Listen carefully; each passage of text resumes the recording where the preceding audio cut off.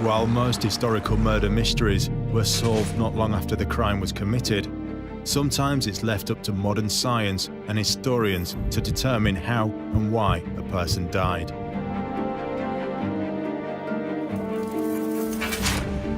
In this series, we look at some of the great unsolved deaths of the past, bringing to life the many theories surrounding them and piecing together the evidence.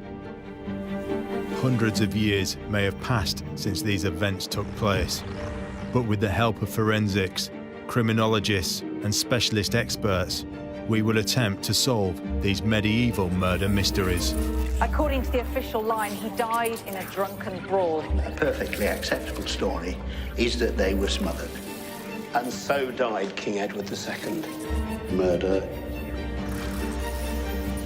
And legend has it that Prince Arthur died of the shock of castration. It's a possibility, but on the other hand, it's a most unreliable way of killing somebody.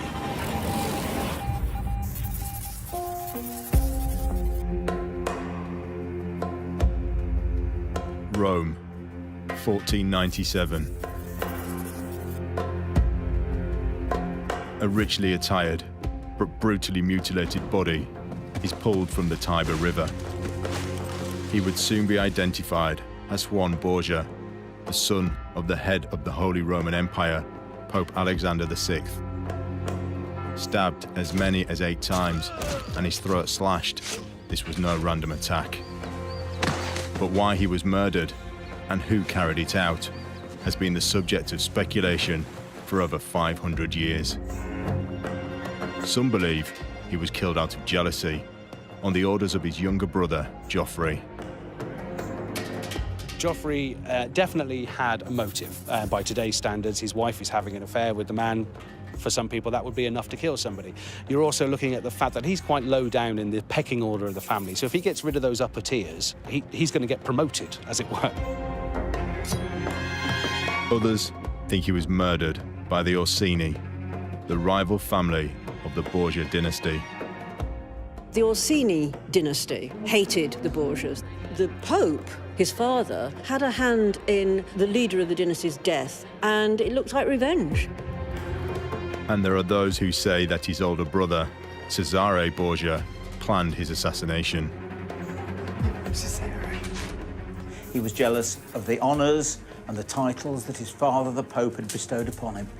And he realised the only way to get rid of his rival was in the good old Borgia tradition, murder. Just what did happen to Juan Borgia?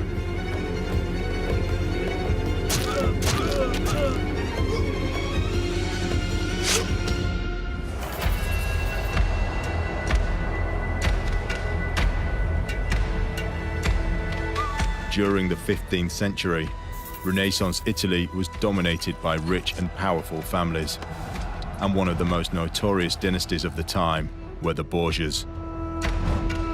Originally from Valencia in Spain, they had made a name for themselves by working their way up the ecclesiastical ranks in the Vatican. In doing so, they had acquired huge sums of wealth along the way and a fearsome reputation. The Borgias are possibly one of the most powerful families that have ever lived. In today's society, we look at money and say that's what power is, but back then, religion, politics, money were all the same thing. You can't separate religion from politics. So if you really want to be the top man, you've got to be the Pope. And if you are the Pope, you are the most powerful man there is. The Borgias were a Spanish family in Renaissance Italy. They furnished 2 popes, and they were, I suppose you could say, the precursor of the mafia. They were the byword for avarice, pride, intrigue, murder, and depravity. These are not the qualities you would expect of religious leaders. But despite their reputation, Rodrigo Borgia was the second member of his family to be elected pontiff. Such was the influence they wielded. He had been introduced to the church by his uncle Alfonso Borgia, better known as Pope Calixtus III, who had made Rodrigo a cardinal. Rodrigo was a skilled negotiator and politician who had studied law. It was alleged at the time that he had gained votes through bribery and blackmail. Today we think of the Pope as being a holy man. Obviously, that's why he's the Pope. But in those days, they were red in tooth and claw. They were the most ambitious people on earth because actually in those days, the Pope was the most powerful person on earth. And so all power corrupts, absolute power corrupts absolutely. And they were pretty damn corrupt.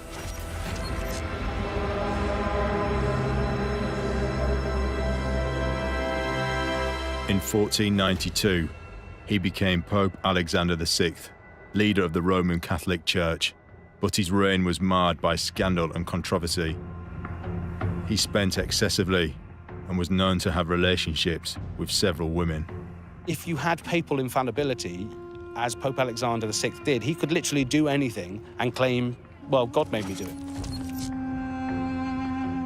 Rodrigo Borgia became the Pope, Alexander VI, and like, I think, a third of the College of Cardinals had mistresses and children.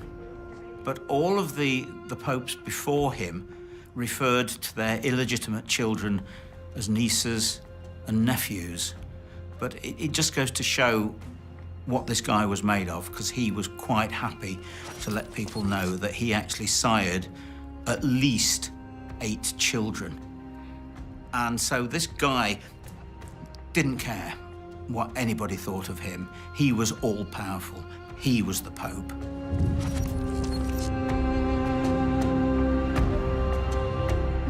While still a cardinal, he had carried on an illicit relationship with a woman called Venosa de Catani, with whom he fathered 4 children, a daughter named Lucretia, and 3 sons, Gioffre, Cesare, and Giovanni. But not only had illegitimate children, as lots of popes did, but openly declared that he had illegitimate children. Now that shows you the sort of power that a pope has. Most popes, as we know now, obviously aren't supposed to have any relations at all, let alone children. Yet it shows you the corruption that carried on at that time in history and throughout the church. The Pope was all-powerful. He was God's anointed on this planet, put here by God to rule all of us. And certainly Alexander VI realized the power that he'd got, and he used it, not always in the best way. Alexander used his position as Pope to further his and his family's personal fortune. He gave his children titles, land, and vast amounts of wealth, the majority of which went to Giovanni. Pope Alexander had a desire to magnify all of his 8 children, and he did this openly. In any way that he could find, he would put them, for want of a better word, at the top of the ladder, and woe betide anyone who got in the way. He had one favourite, and his name was Giovanni, often known as Juan. He set up a special papal duchy for him. He also made him Captain General of the papal army. This is a man who thought he almost was godlike. He's a man who thinks of himself as quite possibly being a star. He's untouchable. His dad's the Pope. Who's going to do anything to him? This is a man who can't be attacked. He can't be prosecuted. He can't be blamed for anything. He's got a get out of jail free card for everything. Almost certainly Giovanni was not a holy man, rather like his father, the Pope. He partied hard like they all did. He had guards at his command to take out his enemies whenever he wanted. He just loved it. Giovanni seems to have been Alexander's favourite son. However, his admiration was not shared by others. He was noted for his arrogance, rudeness, and debauched lifestyle. It was reported by many chroniclers of the age that he spent the majority of his time drinking, gambling, and visiting brothels. Young Giovanni had a habit of upsetting people. He was arrogant, and he just had an ability of putting people's backs up to say the least. He was extremely loose. In fact, he was putting it about all over Rome, basically. He, of all the Borgias, was the one that people, I would say, disliked more than anybody else, and for that reason, made many enemies.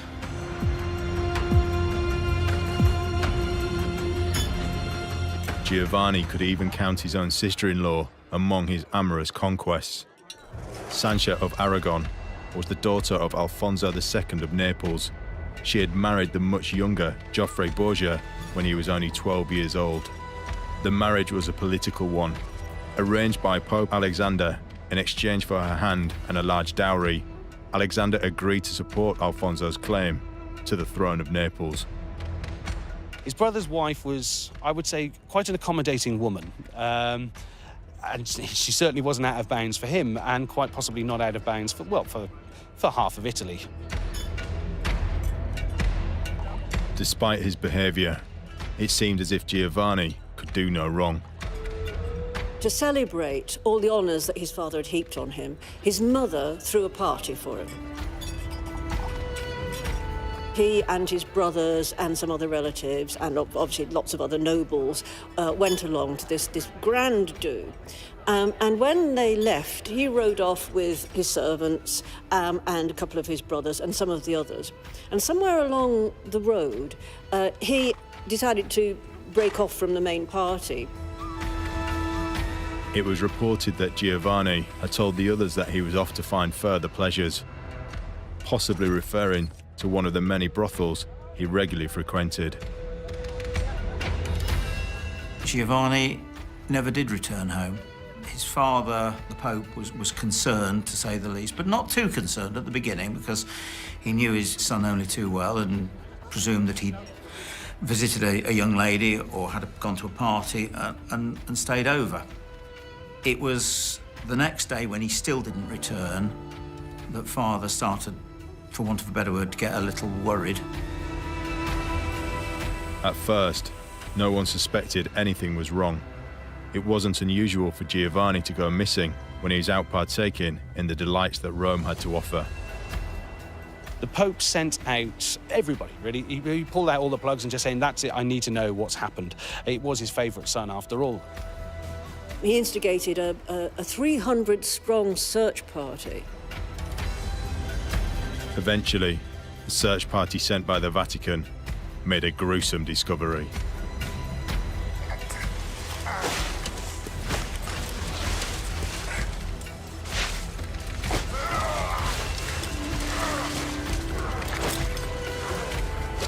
The following day, a body was dragged out of the Tiber. It had several knife wounds, and the throat had been cut, and it was Giovanni. The interesting thing when they found his body was that he hadn't actually been robbed. What proved it really to be some form of assassination was he still had everything. He still had his money, he still had his clothes, he still had his dagger attached to him as well.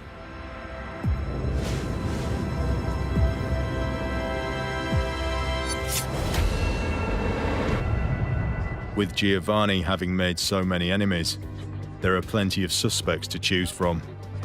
But many people now believe that his brother, Cesare, may have been behind the brutal killing.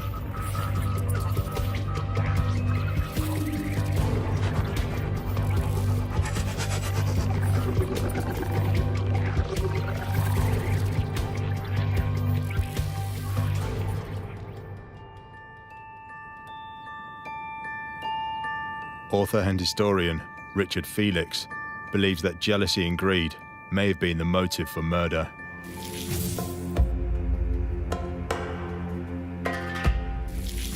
Cesare was extremely jealous of his brother Giovanni.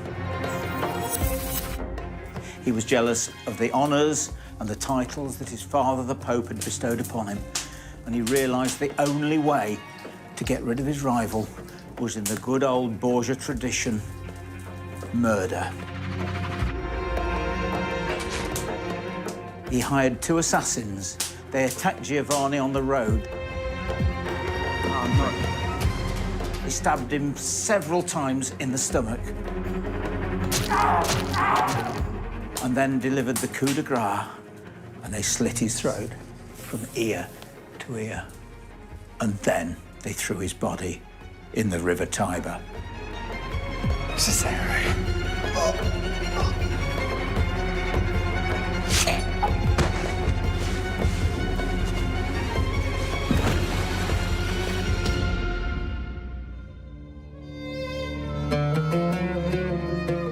I think the real motive, if Cesare did it, was jealousy. He was extremely jealous of his brother, who the Pope had bestowed all manner of titles on him, money. He was allowed as many mistresses as he wanted.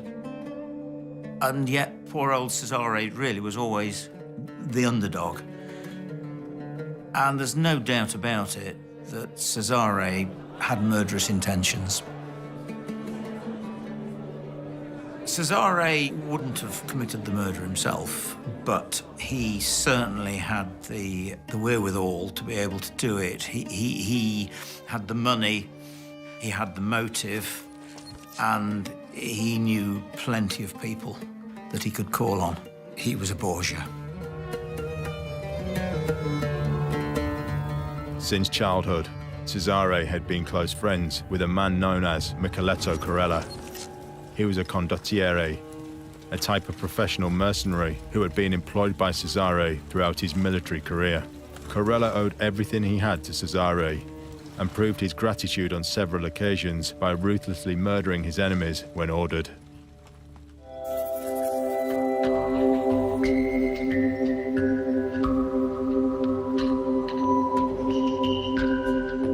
It seems possible that Cesare's envy could have driven him to organize the murder of his brother. He certainly had a lot to gain from his death in terms of land wealth and title. But what would a modern-day barrister, forensic pathologist, and criminal psychologist make of this theory? Professor Michael Green is a former Home Office pathologist with over 40 years of crime scene experience. Could Giovanni's corpse have provided any clues as to who may have killed him? A cutthroat, it is surprising how little blood there sometimes is. Because a really determined homicidal cutthroat, grab the bloke's head and pull it back and yippee, off you go. You're going to not just cut the big vessels, the carotid artery and the jugular vein, but you're going to cut the windpipe. But the particular thing about a cutthroat is once you've cut the great veins, air goes down them into the right-sided chambers of the heart. A mass of bubbles form. This is what's called an air embolism, and it's like getting air in your central heating pump. The circulation around the central heating system stops working. Likewise, once you've filled the right atrium and right ventricle with bubbles, which takes a matter of seconds, there ain't no circulation, so there ain't no spurting from the vessels in the neck. So, okay, there'll be drainage afterwards, but the actual homicidal event, there'll be cast off from the knife while you're doing that, cast off after you've done that, but there won't be the dramatic blood everywhere. So the Borgia scene could have been remarkably clean. Would there have been any way of determining how many people were involved in the actual murder? The only way you can tell how many people were involved is from disturbance of the scene and things like boot marks. You might be able to tell how many people. If it was very obvious from the pattern and the appearance of the stab wounds that more than one knife had been used, you could say that more than one person was involved. But I think that's the best you could do, and it would only be informed guesswork.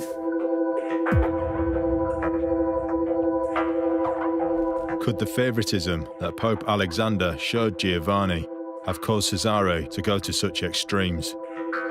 Dr. Kieran O'Keefe is a criminal psychologist who assesses the methods and motives behind crimes such as murder. If you've got a family situation where one sibling is a particular favourite, it can create a lot of animosity to the other siblings. When we talk about people who commit crime and look at reasons for them committing in crime in childhood, one thing we talk about is maternal disruption or even family disruption. And an aspect of that is maternal attachment or even paternal attachment.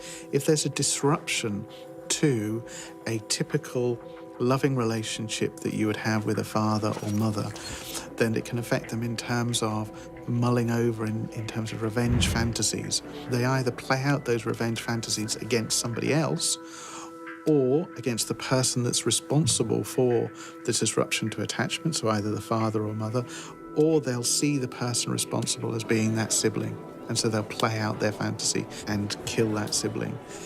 It's not surprising if you take that idea and add the jealousy factor as well, which would have been rife in that particular family, and add that would have fueled fantasies of murder as well.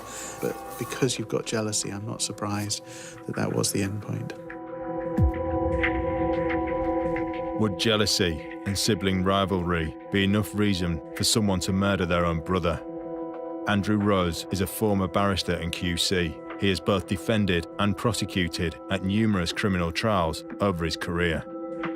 Jealousy is a frequent motive for murder. It could be sexual jealousy, jealousy of the power of somebody, all sorts of jealousies leading up to a desire to kill somebody. It's not, I think, at all unusual. This should be so.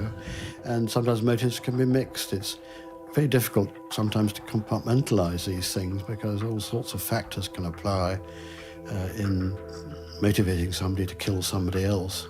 But jealousy is a jolly powerful motive.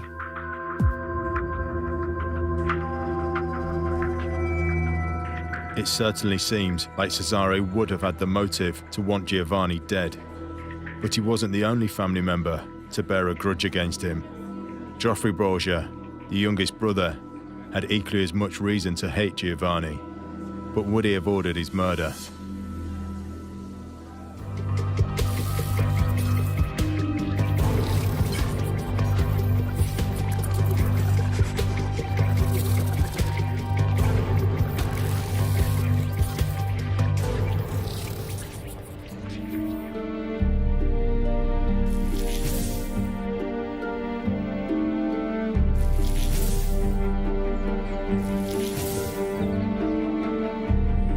Ross Andrews is an author and researcher of historical mysteries.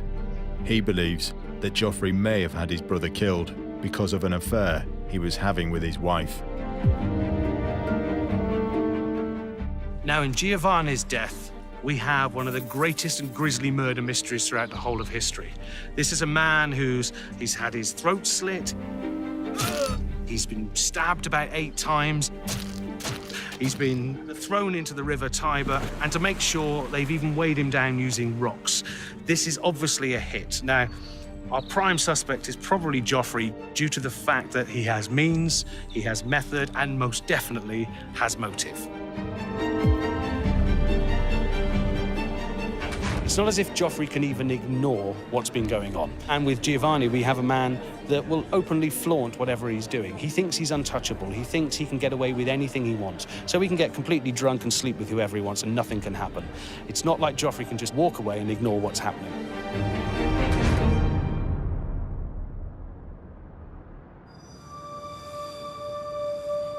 Now, with all murder mysteries throughout the whole of history, you've got to look at means, method, motive, and try and find out who's done this. Now, Gioffre definitely had a motive. By today's standards, his wife is having an affair with the man. For some people, that would be enough to kill somebody. You're also looking at the fact that he's quite low down in the pecking order of the family. So if he gets rid of those upper tiers, he's going to get promoted, as it were. Now, does he have means and method? Well, certainly he knows that he's going to be at this family gathering. So he knows where he's going to be, his guard is going to be down, he's highly likely to be drunk. It presents with a fantastic means there because when he leaves, he dismisses all of his staff, which is the perfect opportunity to try and get rid of him. So if anybody is on our prime list of suspects, Gioffre has to be right up there near the top.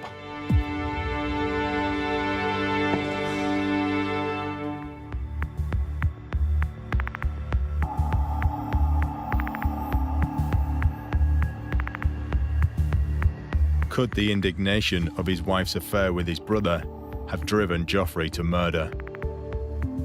We've already got jealousy of a sibling who seems to be favoured. Now we've got jealousy added in terms of a relationship that's going on that's inappropriate, that's a particular young lady who's loose with her favours. I could imagine the jealousy building up. It's part of what I talk about in terms of Athens stage theory, and it's something to do with what we say is symbolic interactionism, that maybe it's not about a genetic predisposition, maybe it's not about a psychological predisposition, maybe it's not about the upbringing or the environment, maybe it's simply about social interaction.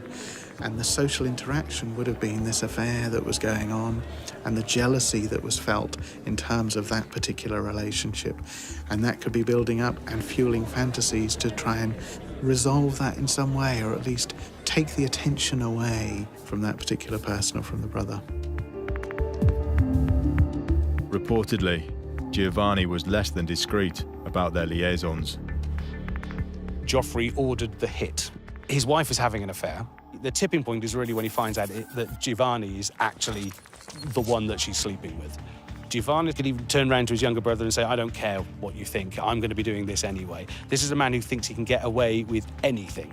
So Gioffre is stuck being humiliated with the whole court, as it were, and society laughing in his face. But despite what he had done, he was still Gioffre's brother. So would he really have wanted him dead? Merging within families does occur, plainly. I don't think it's particularly frequent, but obviously within the family there are motivations, tensions and opportunities for people to advance themselves as they see it, and if they have a ruthless disposition, they may want to carry it into action. It's an unfortunate aspect of the human condition. And of course with family members you know so much more about their habits and personalities. An opportunity for covering up your tracks if you're being evilly minded is that much greater because you know how things operate within your particular family unit. It seems as if Giovanni's actions would have given Gioffre a motive for murder. But it wasn't just people in his own family who wanted him dead. There were other powerful families in Rome who wanted him to disappear too, and none more so than the House of Orsini.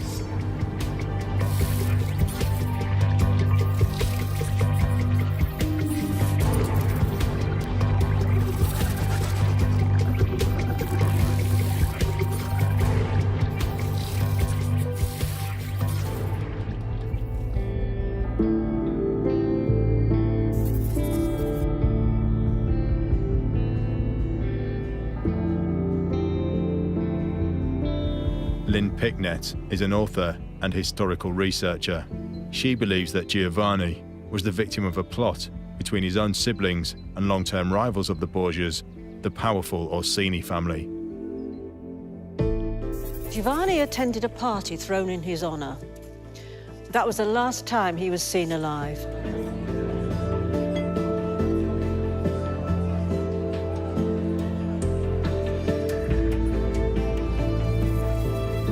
Just 2 days later, his body was pulled from the River Tiber, horribly mutilated. It was an assassination. Who could have done it? Almost certainly it was the Orsini family, but they couldn't have done it without some inside help. The finger points at his own family.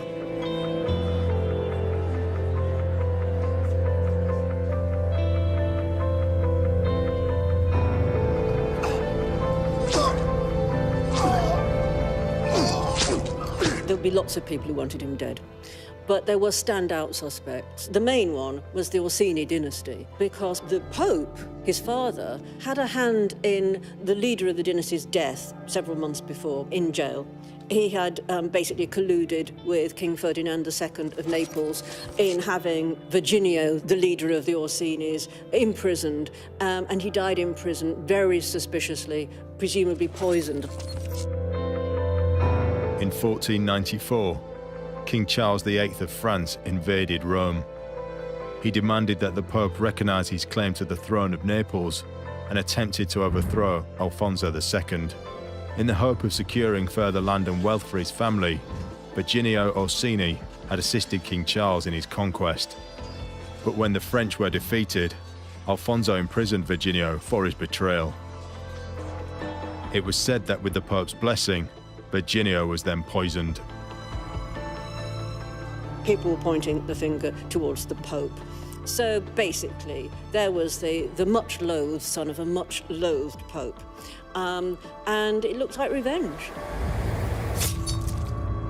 But there was a huge element of inside information about this. You know, they knew where he was riding to, even though he changed his plans at the last minute. It's very likely that there was somebody else, perhaps in Giovanni's own household or in his mother's household, who basically gave them information.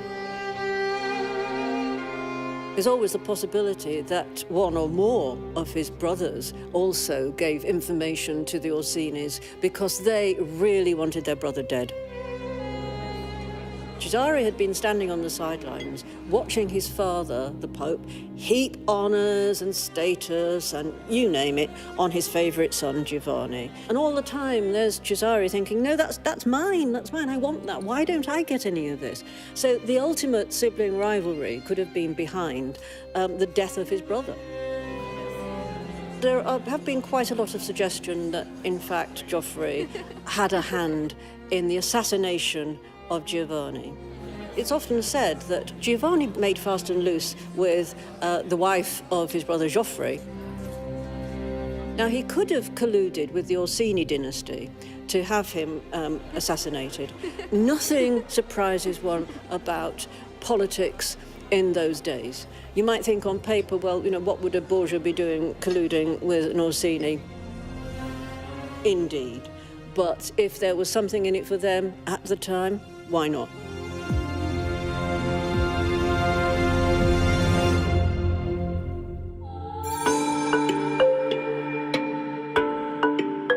Could a power struggle between the Orsinis and Borgias have led to Giovanni's murder? As far as the rivalry between the Borgias and the Orsinis, this is pretty typical of Italian history of that period. Clearly it does persist to this day. We know there are rivalries between family groups within the mafiosi structure. I think in Italy that you'll find that, and in areas where there are family and blood feuds which go on for centuries, generations, in parts of Afghanistan and Pakistan. These are deeply embedded in human nature and almost impossible to eradicate.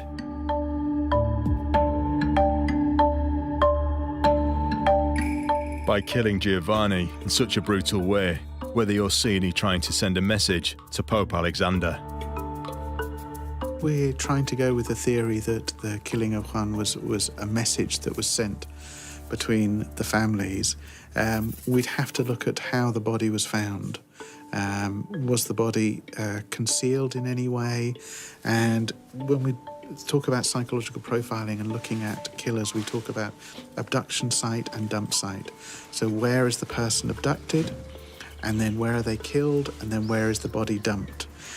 If you're sending a message, then the body would be easily found. If the body was easily found, then yes, potentially what we're looking at is a message that's being sent. If it's been concealed in any way, and there's an element of not wanting the body to be discovered, then no, it's not a message. Unless the message you want to give is that Juan has gone missing. But ultimately, if you're not owning up to that, if you're not showing that there's a body, then really you're just creating doubt about, has he run off, has he had an accident, anything, you know. So the body would have to be easily found for it to be a message. If they weren't trying to send a message, why was Giovanni's body so badly mutilated? There are very few stab wounds that cause immediate death. This comes as a surprise to people. But even if you stab somebody in the heart, classically the knife goes between the ribs and it goes into one of the chambers of the heart, usually the right ventricle. The blood then accumulates between the heart and the bag in which it's suspended, the so-called pericardium. And you can go 2 to 3 minutes, 4 minutes before the compression of the heart by the blood around it stops it beating effectively.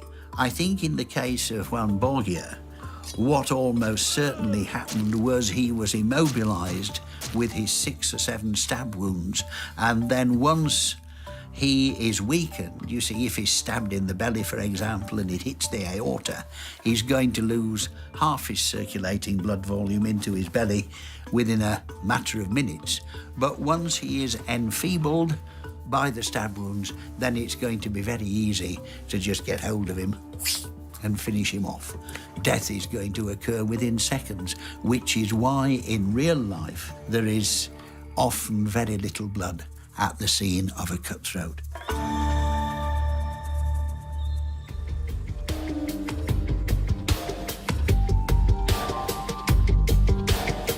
Could it be possible that one of his brothers, along with the Orsini family, put aside their rivalry to work together in getting rid of a common enemy? Giovanni's death would have been of mutual benefit to both parties, each of whom were well known for their ruthless and cutthroat ways. But when all the theories and evidence are taken into account, what are we left with?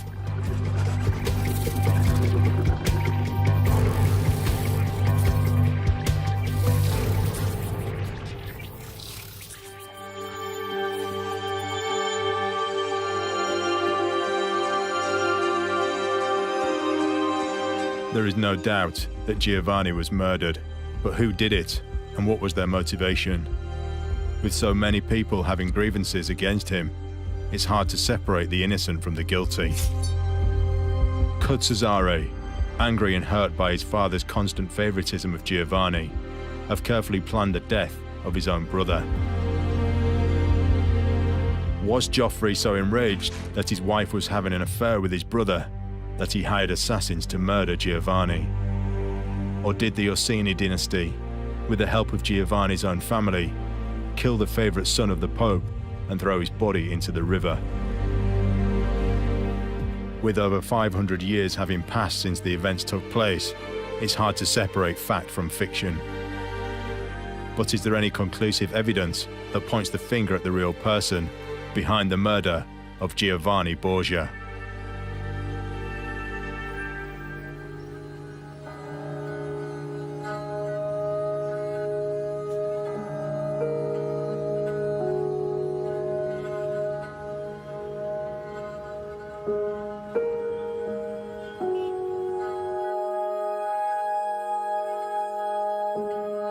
Do the details of the murder tell us anything about the motive behind the attack?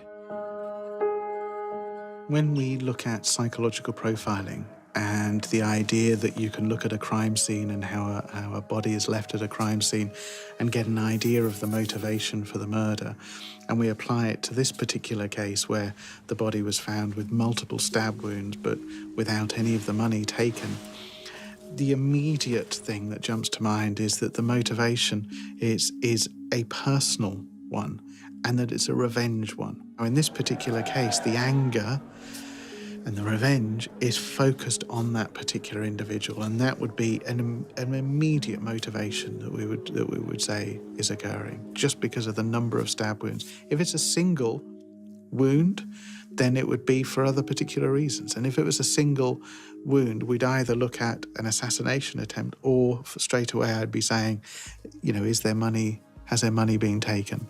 Simple as that. But because you've got multiple stab wounds, immediately I think, personal nature and anger and revenge of some sort. Will we ever know the exact reason for why Giovanni was killed? In the case of Juan Borgia, it's particularly difficult. The trails are so tangled. There was motivation from a number of angles here. A number of parties could have been responsible for his death. And there may even been parties of which we know not. He may have offended somebody. A slight honour played a great part in life in Italy at that time. This could have led to a murder. It's a fascinating case, but I don't think it'll ever be solved conclusively. Renaissance Rome, and in particular the Vatican, was a place of politics, scandal and intrigue. Those involved at the highest levels of office rarely got there solely on their religious merits, and the Borgias were no exception. Giovanni's father had given him everything he desired, and more than he deserved. But despite the favours bestowed upon him, Giovanni continued to cause upset and make powerful enemies. Giovanni's affair with Gioffre's wife would have given him ample motive to want Giovanni dead. However, his marriage to Sancha was one of convenience rather than love, and Gioffre was only 15 years old at the time and reportedly uninterested in his wife. It seems unlikely that he would have gone so far as to organise the murder of his brother.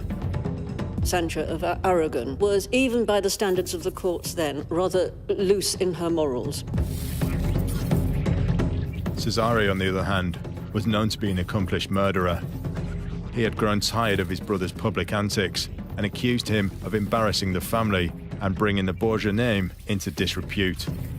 He was also said to be jealous of the favours their father showed Giovanni, favours that, with Giovanni out the way, would now fall on him. Cesare was never happy with all the honours and titles and status heaped on his brother. Cesare, therefore, does seem to be the most likely suspect. But did he act alone? Pope Alexander had had a long-running feud with the Orsinis. They had been involved in a power struggle for the Kingdom of Naples, which was an Orsini stronghold. 5 months before Giovanni's death, it was reported that Pope Alexander had ordered the murder of Virginio Orsini, a leading member of the family. It wouldn't be unrealistic to consider the possibility that Cesare and the Orsinis conspired together to assassinate Giovanni. But the death of his son had a lasting impact on the Pope. The Pope went into severe mourning.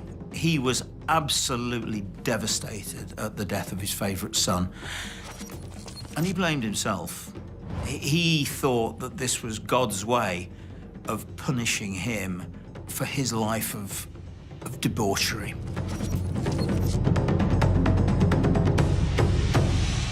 The Pope eventually died of a mystery illness, some say as a result of being poisoned. Now, without the protection of his father, Cesare, who had assumed Giovanni's role as head of the papal army, lost the backing of the Vatican. When Pope Julius II was voted in, he stripped Cesare of his honours, forcing him to flee to Pamplona in Spain, where he was given work as a military commander by one of his few remaining allies. And in 1507, while leading his soldiers in a small skirmish, Cesare was fatally wounded by a spear. His body was taken to a small church in the town of Viana in Portugal, where, with little ceremony, he was buried, along with what was left of the Borgia dynasty.